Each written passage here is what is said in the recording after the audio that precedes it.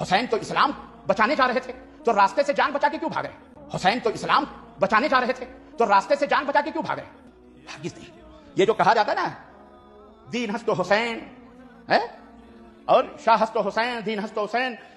سرداد نداز در دست یزید حقا کی بنائے لا الہ ہست و حسین، لا الہ الا اللہ کی بنیاد ہے حسین۔ جھوٹ ہے، یہ کہنے والا مردود ہے، یہ کہنے والا خبیث ہے، یہ کہنے والا رافضی اور شیعہ ہے۔ جو فتنہ حضرت یزید رحمت اللہ علیہ کے خلاف کوفہ کے اندر پل رہا تھا، جو فتنہ حضرت یزید رحمت اللہ علیہ کے خلاف کوفہ کے اندر پل رہا تھا، اور حسین نے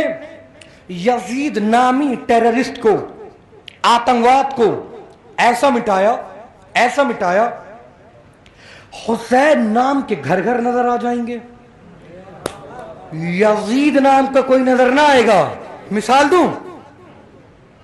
سامنے سے ایک بچہ شرارت کرتا ہوا آئے، میں نے کہا بھائی بڑا شیطان بچہ ہے، ابا نے کہا ہاں مولانا تھوڑا سا شریر نکل گیا ہے۔ ایک بچہ اور شیطانی کرتا ہوا آیا، میں نے کہا بڑا یزید بچہ ہے، ابا نے آستین اسکائی، کہا مولانا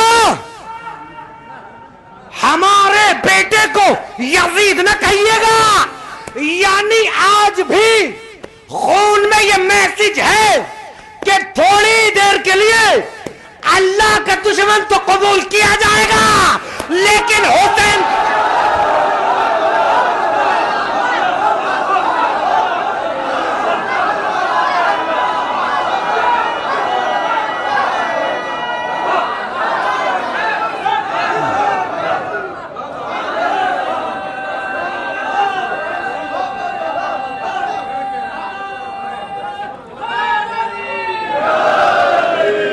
بھائی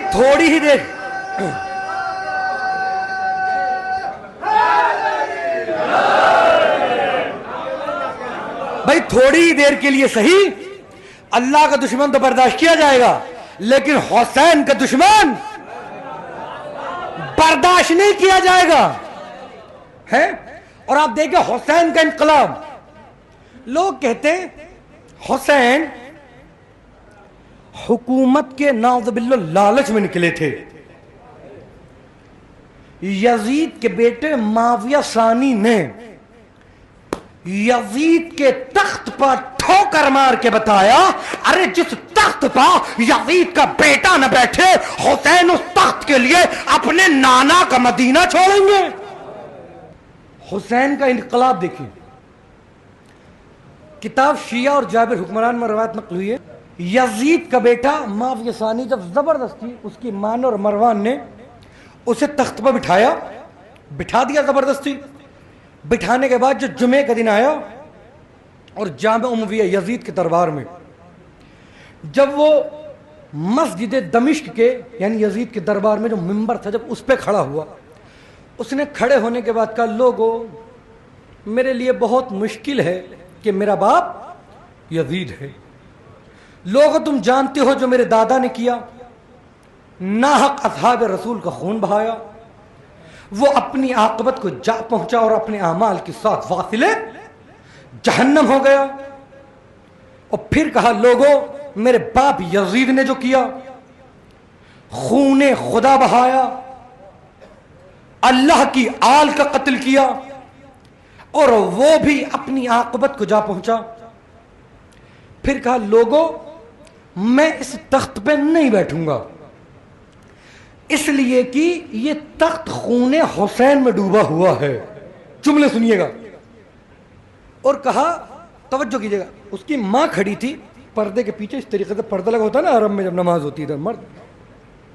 پردے کے پیچھے سے اس کی ماں نے چیختے ہوئے کہا اے معاویہ ثانی، کاش کہ تم میرے یہاں پیدا نہ ہوا ہوتا، کاش کہ تم میرے جسم کا نجس خون ہوتا اور میرے جسم سے خارج ہو گیا ہوتا۔ معاویہ ثانی کے جملے سنیں۔ معاویہ ثانی نے کہا اماں کاش ایسا ہی ہوا ہوتا، میں تیرے یہاں پیدا نہ ہوا ہوتا، میں تیرے جسم کا نجس خون ہوتا اور تیرے جسم سے خارج ہو گیا ہوتا، اس لیے کہ یزید معاویہ ابو سفیان سے رشتہ داری ہونا نجس خون ہونا بہتر ہے.